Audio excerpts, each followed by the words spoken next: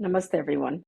In today's episode, we're tackling some deeply important and often overlooked topics: mental health, cultural stigmas, divorce, and the silent battles so many of us face. These are conversations that deserve space, support, and understanding, especially in our communities where these issues can carry layers of shame and in silence. To help us unpack these topics, we have an inspiring guest who has dedicated her life to creating awareness and offering support. Nyana Sabharwal is a renowned mental health advocate, psychology professional, and trained in Dr. Gabor Mate's Compassionate Inquiry. She is also the visionary co-founder of Safe Space and works a great deal in suicide prevention.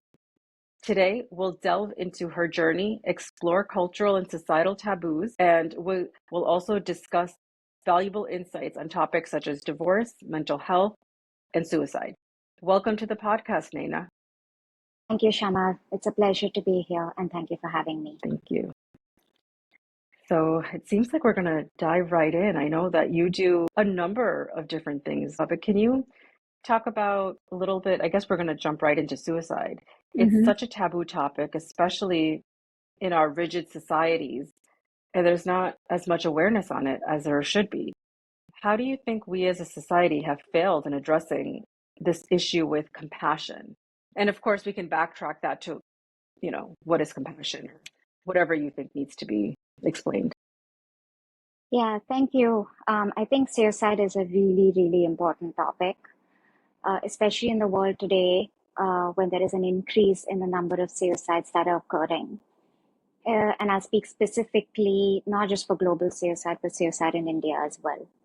It's not, we're known to have it be the second leading cause of death in young adults. And that to me is incredibly alarming.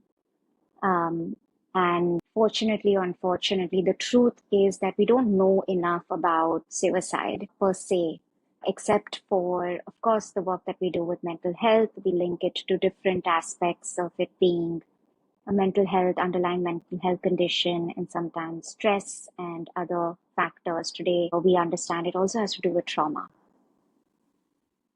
Can you speak to what the trauma is and what it consists of? So several years ago, there was a study that was done at Kaiser, and it was called the Adverse Childhood Experiences Study, which was really path-breaking because it found that when you go through certain experiences in your early childhood, such as physical abuse, emotional abuse, sexual abuse, neglect, emotional neglect, or physical neglect, if you go through observing a parent go through domestic violence, addiction in the family, mental illness in the family, incarceration of a parent. And they listed about 10 of these events that the more of them that have occurred in an individual's life. So 4+ of these adverse childhood events impacts directly your mental health. It impacts the chances of you developing an addiction, and it increases your suicidality 14 times. And Wow. Therefore, today there is that link more clearly to trauma and recognizing its role in the conversation around suicide. But suicide, what have we done or failed as a society is not fully talked about it. That people do end their life, and suicidology, which is talking about the science of suicide, says that it comes from psychic. It is deep psychological pain that we are not fully accepting exists because we need to suffer in silence. And so there aren't spaces where when somebody says, I want to end my life, that it's taken seriously. We're not sure how to address somebody who's having those thoughts of suicide. And we don't know how to support families who may have lost loved ones to suicide. Yeah, there's such shame surrounding it, and that goes into a different topic, which is more spirituality, but they consider that to be the lowest of karmas, right? So they say that it's not really your karma as much as whether you will end up in heaven or hell. And the more you read today in the modern day understanding of consciousness and deaths and souls, there's a belief that there is no heaven and hell. That heaven and hell is what we create here and now on this earth while we're Very living. subjective. Yeah. Mm-hmm. and that the soul then goes back to a waiting spot to come back if we believe in reincarnation or not, and that's a whole different story. But it is around the conversation back in the day, which hasn't changed very much when we're talking about suicide today, about what kind of family you come from, and around they couldn't take care of their loved one. And it brings up a lot of fear when we don't understand why somebody, as human beings, we're wired for survival, may choose to end their life. It's unfathomable to us, and it only brings in fear. And anything that we fear and we do not understand, we want to push under the carpet. We're not willing to see, because if I don't see it, means it Right. does not exist. And so there's Yes. more silence and shame around it. We're not willing to build the awareness around it because it may become real. And then living with that reality is very hard. Then we need to do something about it, right? And what do we Right. do when we don't know enough about what is causing the pain? What is the root of the pain? Because many times when we do a psychological autopsy post a person's death by suicide, it leaves us with these questions that only the person who's gone can answer. The only thing we know is people will let you know. There will be signs. And if those signs are something that we can take into consideration and we can get them the help that they need, we may save a life. And that's a wonderful And initiative that you started, right, on the suicide prevention. yeah, with the intention to say that, you know, suicide can be preventable. It came as quite a shock to me myself, being a lost survivor, that you could prevent suicide. I always thought that you couldn't. I always thought it Yeah, was, I had you know, no there's idea. nothing you can do. And it was a revelation for me. And I was like, why has nobody ever said that it is preventable? And why aren't we doing something about it? Why is there silence around it? And the family who goes through this loss is isolated. And we Yeah, aren't giving it can them be the said the support. same thing about drug overdoses or unfortunate circumstances, because then these type of taboo subjects are not addressed and the family themselves end up feeling isolated, I'm sure. Absolutely. And it's very crucial to recognize in these collective cultures, such as India, where we are honor-based societies. And so the flip side of that is shame.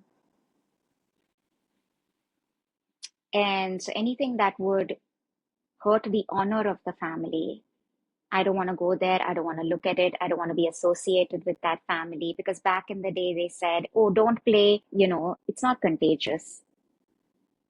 We do know that there are suicide contagions that can happen, but it's not because it's contagious. It's because the individuals may have thought about suicide, and with the event, it may give them permission to possibly go ahead and do the behavior. And And that's you very are a different. survivor, right? And you mentioned that you experienced a loss. Yes, I lost my Can you mother talk a to little? Yes, I lost my mother to suicide when I was 13. Wasn't like I said, that there were signs. She did talk about ending her life. And this was back in the day, in the days when mental health was not something that was talked about. And she also had an addiction. There wasn't any space to get help. And we still see that today in a lot of families. We're not willing to accept that there may be a depression. We're trying to save the person from the addiction by all sorts of different methods, except taking them to a rehab or a psychiatrist and a psychologist that can help them recognize their pain and why they've been using substances, for example, as a coping mechanism, or the recognition of mental health. And that also is taboo in this country and several other countries still, to receive and get help. And when we do that and when we overlook it, it's a disservice we're doing, because a person can heal from whatever is causing them that psychic or that pain, which may be leading them to end their life or use substances or both. And that's where Uh, support and awareness, I'm sure, play a big role. Support, awareness, and acceptance. One is to be aware, but am I willing to accept? And when I accept, I That's can very act, true. right? I can be aware of it, but most of us want to say, it's not going to happen to me. It's not going to happen in my family. And so when it does sort of show its signs, we may not be willing to see it. It's a very hard thing to do. And that's why the Hmm. aspect of working with compassion is so important. Yes, yes, especially in patriarchal societies, right? Because it seems like men are silenced the most. Mm-hmm. And, even with women, there's several different layers over there. But it, I'm sure that the patriarchy does affect the mental health struggles. Absolutely, it does. Anything that by design, whether it's a fear-based society or patriarchy, from my understanding, is to control. And moment there is control, there is a lack of freedom of expression of who you are. Whether you're a woman, whether you're gay, whether you are, gender fluid, or, the authentic expression of who you are in this world, in this being, in this body, in this presence, and you're asked to suppress that, disconnect from that, and, sort of fit into a larger narrative, is the nature of patriarchy and some of the other methodologies, right? Which we are struggling with. Men need to be strong and not show emotion. Women need to be self sacrificing and putting family first only. And that's when she is this lauded woman. So at every step of the way, we're sort of disconnecting from the self, from the true self, from the essence of who we are as human beings, born in this lifetime, which, is trauma. And the biggest disconnection when you have from yourself is the core pain, is the psyche, that I'm not able to express who I am, who I'm meant to be in this lifetime, because there's rejection or non-acceptance. And if I can't be accepted, which is our nature, to love, to be accepted, to be connected with, there is bound to be intense inner turmoil and conflict and pain. And we need to survive that. And then instead Right, of because thriving, we're surviving. without the connection, right, it feels isolating. And since we are tribal, we need that support, really.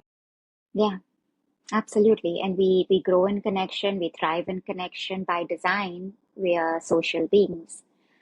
And so when we take that away, we're asking you to show up inauthentically. How much can you do that? Wearing masks, carrying burdens of being someone else. It is going to Hmm. impact your mental health, Right, right, that's true. mental health, physical health. We're repressing our authenticity, and Gabor and every, talks a lot about that in his work about why that is causing so much of autoimmune, physical illness, mental illness in the world today. Because there's a dissonance there, right? Where we're not authentically expressing who we are. So that Hmm. suppression itself can result in just not knowing who you are. Absolutely. It's it's something that I always ask people, like, you were born a rose, but you're being asked to be a sunflower, right? How is that ever going to be Yeah, possible, right? We are never that's a beautiful seeing, example. yeah, it's not going to change. But imagine a rose forever and ever trying to be something that it's not going to have its fragrance. It's not going to bloom. It is going to wither away, Right. right? And that is a striving that I'm seeing in the human existence that we're all going through right now, is this disconnection from the essence of who we are, and that to recognize that nature is your biggest example of, there is a sunflower, there is a daffodil, there is a lily, and they all thrive Hmm. because they're allowed to be who they are. Without any shame, judgment, anything. It's one thing Absolutely. to say to people, just don't care what people think and just be yourself. But that's easier said than done, right? Because it seems that these traumas and shame based thinking evolved much earlier. Yeah. The important thing is in early childhood whether that my essence was reflected back to me or not. Did someone see me, hear me, accept me, and receive me in my essence without making me wrong? And that's when I know it's okay to be me. Whether I'm angry, whether I'm screaming and shouting, whether I'm hungry, whether I'm, it tells me, is it okay to be me in this moment? And that's when you recognize, okay, it's not okay to be me because I'm not getting that response of acceptance, of self-soothing, of repair, of, non-judgmental.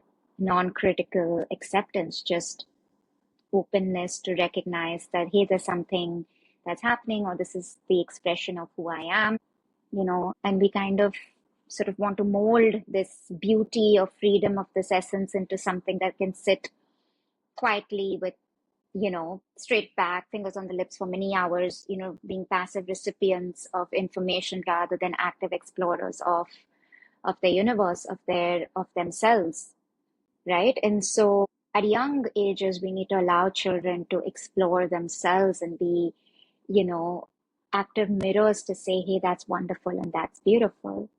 But if we haven't done that with ourselves, we're really afraid, and we may project that onto our children to be something other than who we are unknowingly and unconsciously. And that's what trauma is, right? It's these layers of defenses and coping mechanisms that we develop called the personality.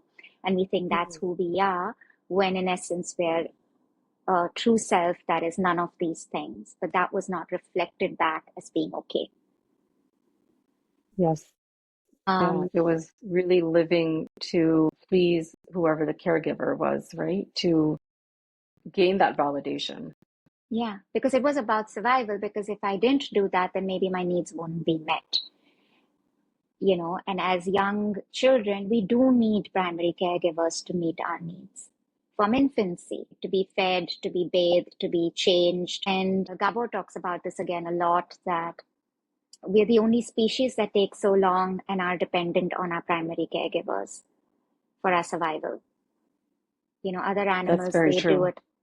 they do it faster, and that's the nature of this prefrontal cortex brain that we're so proud of, right? But Hmm. it takes away from some of these the beauty of our true nature when you're set into these structures and systems that are not built for everybody, whether it's our school Right, systems and things like that. They're not built for everybody. They're right. built for a certain kind of, and then those who don't fit into that, they struggle. How many kids today or people I've seen in the 40s and 50s come back with school trauma, right? And Yeah, we need that's to very true. be And we need to be, I think, as a race, more aware of what are we raising, who are we raising, and what Yes, is our real job and role in that. it's a very scary time to even be a mom. I'm a mom to a 15-month-old beautiful boy, and I want to implement all of these conscious parenting strategies and, make sure that I don't cause any trauma, but that's also Mhm. unavoidable. It's absolutely unavoidable. And it's unavoidable for two reasons. One is that there is trauma in us that will get passed down unconsciously. It's the rupture is not the issue. It's whether we repair, whether we're willing to do the Interesting. repair, right? Whether we're willing to go and tell the child, hey, this is not about you, because children by design make it their fault. That's the ego developmental stage. It's the only way they know how to survive, because if the mom or the parent becomes wrong, then what do I do?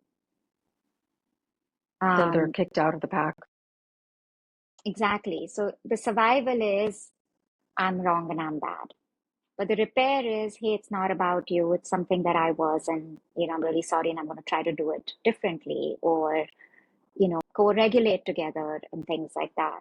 But also, I think the bigger thing is, what do we understand as a role of a parent in the evolution of humanity is that a soul chooses a family to be born in, to live out its destiny or whatever it chooses. And safe space, we use a psycho-spiritual approach. So I bring that in here. You may not see it in a psychology textbook, but we integrate the two. And so the soul has chosen you to be the parents. But the role of the parent is not to project on my Control. needs, yeah, control Hmm. my needs, my expectations, or to mold this soul into something I need it to be fitting into society. But creating the environment in which this soul that was born to you can thrive and has the skills it needs to live out its destiny, which is a very different purpose. Which means Very that different. it's like I always say, it's you're a gardener. Your job is, the rose will be a beautiful blooming rose if it gets the correct environment. right? But if you're always Hmm. standing like a gardener on top of that rose, asking it to grow, it's going to wither and die. It needs Mm. just the environment to be. And when we can take that, we can actually take a step back from putting that pressure and expectation on ourselves to have this child who I perceive to be an extension of myself, which it is not. It's unique soul on its own journey. It's just been born through you. You've been that vessel, and you're the holding space to provide it the nurturance it needs to be a full adult body and mind to live out its destiny.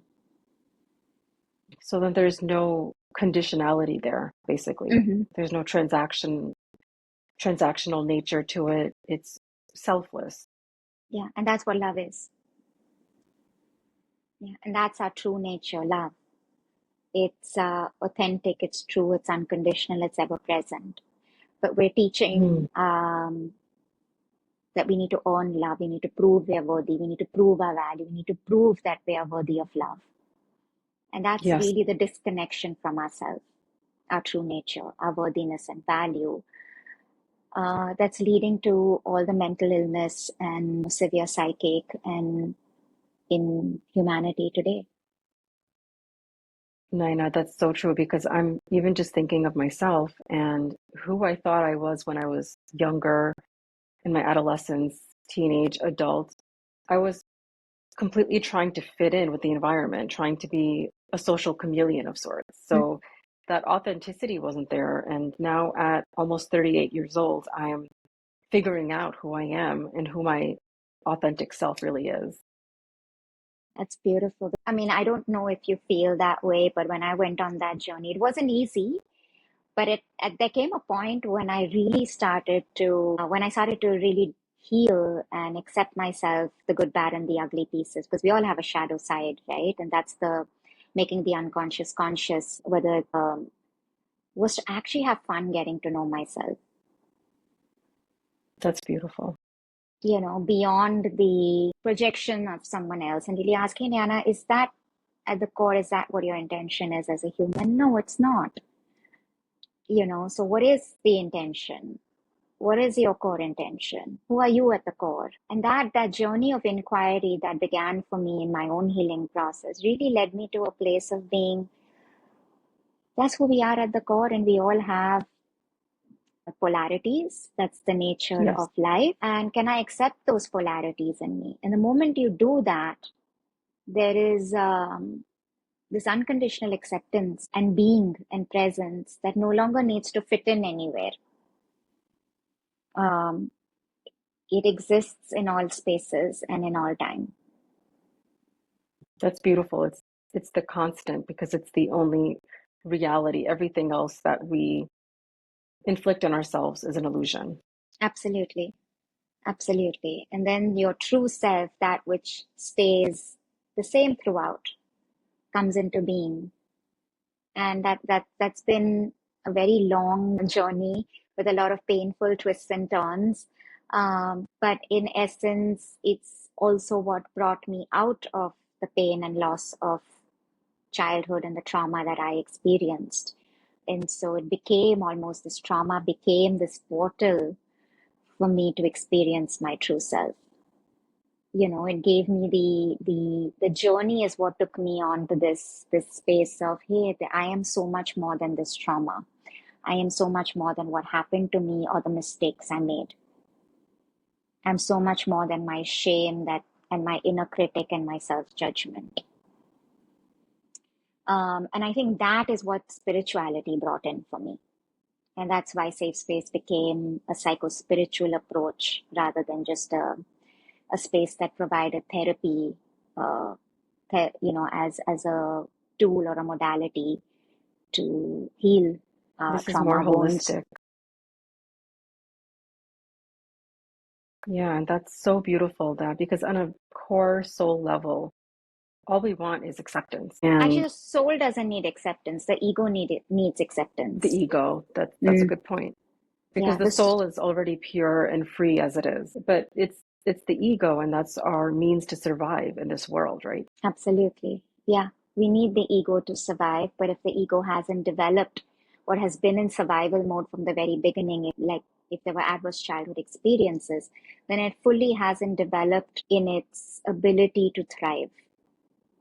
And so in psychology, we talk about healthy and unhealthy ego or cognitive distortions and, personality distortions. But essentially, a personality is all the coping mechanisms you've developed if you didn't have a safe early beginning, where you weren't seen for your essence. There was too much of criticism or judgment or comparison. And I wasn't seen in my wholeness.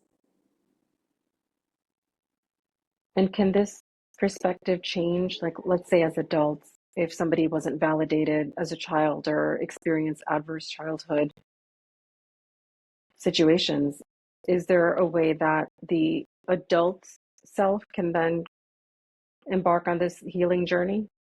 Absolutely. And I think that's the intention of, I think, shadow work, shamanism in its root, psychology, actually began as a study of the soul in its origin. But then, law, I guess, anything that can't be measured cannot be called a science. In psychology, needed to be, I guess, measured, and the soul can't be. But that, I think, is the I think that's the intention of our life and our soul, is to come Mm, home to the self. And so the work of Almas and other people talk about these life events and trauma and painful events as those opportunities that are calling you back home.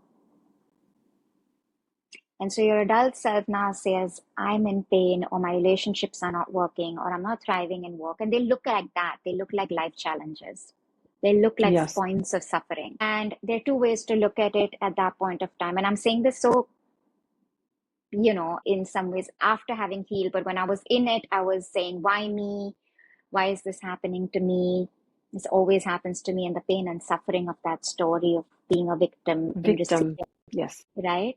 And I've been there. I was there for many, many years of my life. And that just me caused more too. suffering. Yeah, and Hmm. that just caused more suffering, right? Because there is no answer. The truth is, everybody goes through these life challenges. But when I started doing the trauma work of healing using compassionate inquiry, Kundalini yoga, to connect back to authenticity and the true self, that but the question was why I was the way I was, because there was a lot of pain and suffering, was like, oh my God, it is through this pain and suffering did I really actually come back to identifying my true self and my authentic self, and not needing to be a people pleaser or, needing to fit Right. in anywhere, and feeling comfortable in recognizing that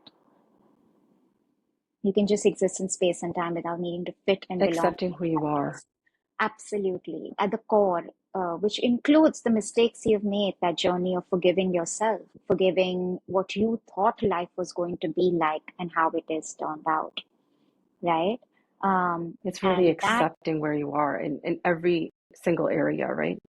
every single area of your life. And the battle of resistance is the suffering. But that journey that I deserved so much of so many things. As I began to heal, I understood, I brought in the understanding that as a soul, if I chose this, then this is exactly taking me back to where I needed to go. So how can I sit with this? How can I honor my pain? How can I actually look at it? But most of us, we run away from our pain and we distract through substances, use of media, social media, other forms of distraction. And so we don't really actually meet ourselves. So since you brought up that, in terms of addiction, can you elaborate that on that a little bit? Yeah, so Gabo talks about this a lot, and I've seen this a lot in our work, that if we take by design that trauma is a disconnection from the self that occurred due to many reasons, and some people may consider something trauma, other people may not, and that's different for different people based on their experiences, etc., support, and how they were inherently made up. Right? We all have an inherent temperament, etc., that we're born with. We go through these life experiences, and we make that mean something about us. Either that I'm unworthy of love, I'm not good enough, this happened because I'm a bad person, nobody accepts me, I was bullied. There's so many factors that, sort of we've experienced that take us away from this connection to our And then we core assign value. meaning to it. And then we assign meaning not to it, but to the fact that it means something about me. And then every place that I show up, I'm expecting that other person to make me feel better about me. And that doesn't happen. I have to learn to heal my sense of self by sitting with myself. But that is so painful because I believe my own story that I am unworthy of love. I'm not good enough. This happened to me because God doesn't love me. This happened to me because of my bad karma. This happened to me because I'm a bad person. That I'm not willing to sit with it and see that this was a story that I made because there was no other, because I was trying to make meaning of my pain and suffering. And when we are able to sit with that with compassion, with, sometimes with a therapist or somebody who can hold that space to show you, hey, who would you be without this story and belief? Is it true that everyone, We need that reminder. we need that reminder? Then we're actually beginning this journey of healing. But most human beings, we can't sit with that pain. We can't sit with, oh my God, what if it is true that I'm really this horrible person, right? That we distract from our pain. We distract from it through the use of substances, and that's where addiction comes in. And the body starts to operate in certain ways when you're not safe in your sense of self. We see things like anxiety, and so to cut the anxiety, I may start smoking, vaping. It may become, alcohol. And the study of substances has shown that your substance of choice can take you back to your original wound. So if you are, for example, cocaine gives you this high of I'm important, the wound or the belief is I'm not worthy and I'm not important. So when I heal that, Wow. it things. So you can actually look at the substance and it takes you back to the original unmet need or frustrated Interesting. need I or stopped drinking myself like 7 years ago, and it's something that I previously struggled with, and I was thankful enough to completely let that go. And I wonder what's the underlying theme for drinking? so drinking is an attachment style to a primary caregiver, usually. It gives you that sense of warmth when you have, when it goes down your esophagus into your stomach. There's warmth in alcohol, but it also gives you a complete disconnection from the pain, and you live in a state of being happy. And so, if I were to ask you, what is alcohol? I'm happy. It's a happy high. And I so, where are see. you not happy in your life would probably be the question that you would begin to inquire into. And that can take us into the pain and all different spaces. For example, I think Gabor did this with a lady and asked, what does heroin do for you? And she said, it's like a warm hug of acceptance. And so, it's meeting a need, an unmet need from childhood. That's such a really profound way to look at it because all of us have some kind of childhood wounding, Mm-hmm. even if we had conventionally good upbringings, there's still going to be that element of trauma that we each experienced. Yeah, absolutely. And the trauma here is in this case, and I think across, and I think Almas talks about it, in terms of the severity, where he says, yes, we've grown up maybe not feeling seen, heard, or lovable or valued. That's one. But then there is a trauma that comes with, not to say one trauma is worse than the other or not. I'm just saying what it may be coupled with is disassociation and repression and numbing. And that can have its whole different implication of what that means for the use of substances, healing, etc. And that disconnection and disassociation is profound because that's a split from the body and the connection to the body and the mind and the true connection to being present even in this body, and that level of safety that we need to sort of bring people into versus being fully present and embodied, but recognizing that I probably didn't receive the acceptance and the recognition, which might be slightly different. Right. Wow. Yeah. Yeah, and I really love that you are involved in creating these safe spaces. And we were talking about social taboos and stigmas and such. And in our culture, and I'm sure in many cultures, divorce is often treated as a failure, especially for women. I'm currently going through a divorce myself, and it's difficult because there's a social stigma, and I definitely want to put a voice to that. Mm-hmm. What advice would you have for women navigating this emotional and cultural challenge of divorce while also prioritizing their mental well-being? Yeah. Thank you for sharing that because I'm divorced as well, and it's been 9 years. To even get to that place of recognition that you are in pain and that you need to leave, or that this relationship is not serving the greatest good of all, neither for a child or for the partner or for you, is a huge acceptance. Again, it comes to acceptance. Most of us resist the truth, and this is acceptance, right? And when there is acceptance, there can be change. I think one of the biggest realizations on how people can and to give a voice is to identify my own beliefs around divorce and being a single woman. Because a lot of this fear and failure we are worried about is because somewhere it's conditioned into us as well. We are carrying that conditioning as well. Um, Yes, we are. And it's because we've been brainwashed with, like an ideology of this is what a woman should be, or this is how she should behave and conform to this lifestyle, right? Absolutely. And that a single woman there are connotations to that that is added, and we're afraid of that judgment because we are unaware of our own unconscious conditioning that we're bought into that judgment as well. Otherwise, we have so much power. Otherwise, we have so much power. And the moment, and I think this is the work of Don Miguel Ruiz in the Four Agreements, if you have read his book. Where he talks about this domestication. And he said that unknowingly you made an agreement with that conditioning that was given to you. At that point, you probably were too young to accept or question it. And in our culture, you don't question anything predominantly anyway. Right. You just are passive recipients and you go with what you're told. And Hmm.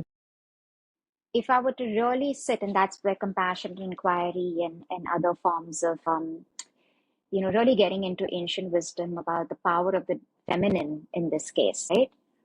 That she is that Shakti. Shakti, and Shakti is the primordial force, right? That's how your Kundalini rises, etc. Is when you are able to sit and say, what do I really believe about a single woman and divorce? Am I bought into that? And I took that on as an agreement. And the moment I release that shackle of agreement, and I do my unconscious unpacking of how I see myself. Do I see myself as, oh, poor me? Oh, look, I have been divorced. Oh, look, people will look at me differently. Um, then you're buying into society and giving it power. We can choose to not participate. We can choose not to participate, and we can choose to completely have a voice that says to the rest of society, why do you choose to participate? Right, Right? right. It's When creating that rebellion. I No, I will know it's not creating be. that inquiry with compassion. That's a better way of putting it. Right? Because for years, women have fought, and what has come out of it? Nothing. But the question I have is if women by design are quiet power, right? Provided we have done the work of recognizing, do I see myself the way society sees me if I have had a divorce? Do I feel I need to answer? Am I answerable? Do I need to justify? Do I feel like a burden? Because these are things that are passed down through intergenerational messaging, right? Unknowingly being told to you as something, and then we made that agreement and we agreed with it, right? And that somewhere I believe it too. Interesting. Is there a way that somebody could bypass those type of emotions and not assign any meaning to it, even as a child? Or is Mm-mm. that something that's also unavoidable? It is unavoidable. As a child, We are sponges. We receive whatever is coming to us. We don't have that understanding, this is what I throw out. I may ask questions, but if the person is, again, a primary caregiver of a teacher or a mentor is saying, hey, let's talk about that, then yes, possible. But a lot of what we understand as children is from what we see. So, how is my father treating my mother? How does my mother treat my father? Who has the power in this dynamic? It's not told, it's what we see, we perceive, we receive as children constantly. That's what the mind does. And so, in a patriarchal, ask dad, the woman is giving away that. So I realize as a child, dad has the power to make the decisions, right? And that's how we're unconsciously learning and making meaning in our little, as if you look at it as a, whatever the cloud today, the little drives and files. Yes, Um, yes. and a big part of how we exist comes from those unconscious messaging. And the part of everything that we do, whether it's how we choose to live more consciously, is to start removing these files and saying, how is it affecting my life? How is it affecting my worth and value as an individual Hmm. who's been through a divorce? Because if you went through, do you become less valuable and worthy as a human? But we Not at do all. that. But we do that, and we do buy into that. So the invitation here is to really go into that inquiry, maybe with a therapist or somebody really, and say, how am I buying into that and making myself less? And then what happens is I blame society when in fact society is only mirroring back to me what I believe. And when you start looking at okay, I'm bought into these messages and I can change that for myself. And when I change that for myself, I'm giving permission to others to also look at it differently or question it or ask, is this true for today? It may have been true, it was never true, but is it true today? Is it true that it impacts Right. my value and worth as an individual human being? Yes. Self-worth. And given everything that we've learned about mental health, patriarchy, spirituality, what would you say is the most important lesson we can teach the next generation about resilience and self-worth? Is to question what you're willing to make as your agreements. Question whether these beliefs about you are real or not. I'm not good enough, all of those things, because that is what leads you to your depths of sadness and despair that I'll never be good enough. I have to prove this. No matter what you do, you'll keep proving. And nothing's going to really make you feel valuable and worthy unless you really fully have that unconditional acceptance of yourself, in a way that you've met yourself with dignity, respect, love, honesty, transparency, so you can show up as your authentic self. And this journey of inquiry is not just a therapeutic journey. I think it's the nature of why we are born as human beings. There comes a time when you have to begin to question, why am I born? Is it true that this is all I was here for? And the work of Robert Barrett, I don't know if you've heard, is very interesting in that because, and this is what I would say, is that the ego gets stuck in its unmet needs Hmm. in the story of being a And it's victim and this really being happened and that. stuck in the Muladhara chakra, basically. The bottom three, the Hmm. Muladhara, the Swadhisthana, and the Manipura, because that's power, desire, and your need for safety in yourself, right? Mm-hmm. And then that, when you have trauma, it shuts down your heart, right? And Right. when you shut down your heart, what do you have other than your mind to go, right? And that's why we see so much of war and different sort of terrors that are happening in the world because we're not living Yes. heart centered, right? And we're Right. in Robert Barrett says that until we don't heal those unmet needs, we don't move into differentiation, self realization, self actualization, getting to know your unique gifts. Why were you born? Because we're stuck in the story of why me and meeting the need Yeah, and proving and all of that. And we never rise from that. But the journey of the human being, of the soul, is to actually rise from that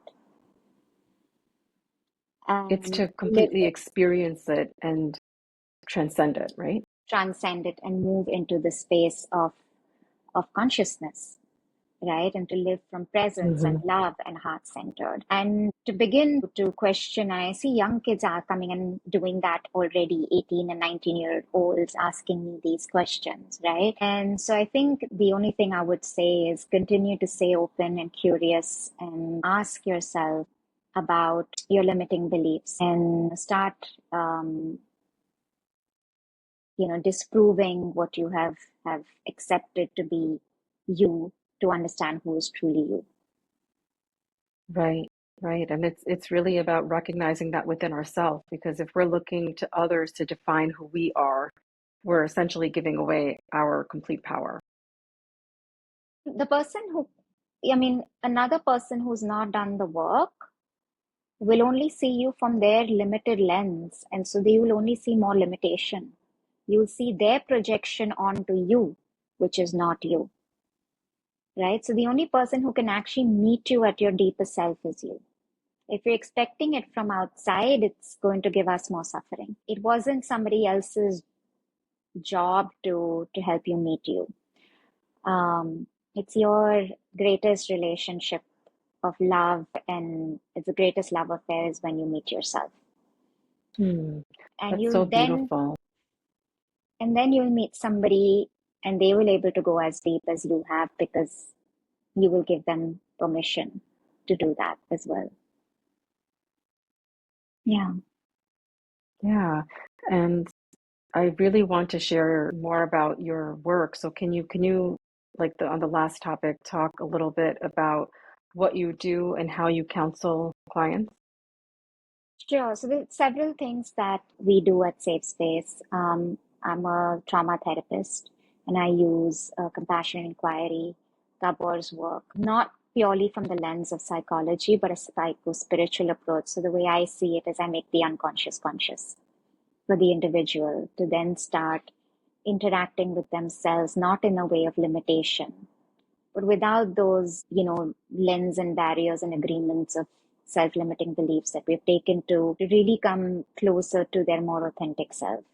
But we also recognize that trauma has an imprint on the body, and the mind and the body need to be connected if there has been Hmm. severe trauma and disassociation. So we offer somatic, sort of healing with Kundalini yoga and dance movement therapy, because movement is really important to release the discharge of the trauma imprint and the emotions that are stuck and repressed in the body. We also run a lot support groups, one being for families who've lost loved ones to suicide. And all of it is done with the intention and a vision to have a more compassionate and conscious individual towards a more compassionate and conscious world, where we're beginning to understand our oneness and our common humanity. Yeah. Wow. Thank you so much for doing all of this for so many people. It's such a transformative journey to be on, and for you to be able to facilitate that, that's very beautiful. Thank you so much. I think somebody did it for me, and I Hmm. had the good Yeah. fortune of going through this journey to know that, hey, there's more to me than what happened to me. And that's um, that I can have and a connection with myself that is one that's authentic and respectful, um, and self-honoring. Um, Hmm. and how can I offer that as a life experience to others is Yes. what Safe Space intends to do. That's so, so beautiful. And I will Thank share you. your website details and your contact information. And I look forward to having you back someday, because there's a lot we can talk about. There's a lot of topics we could dive into.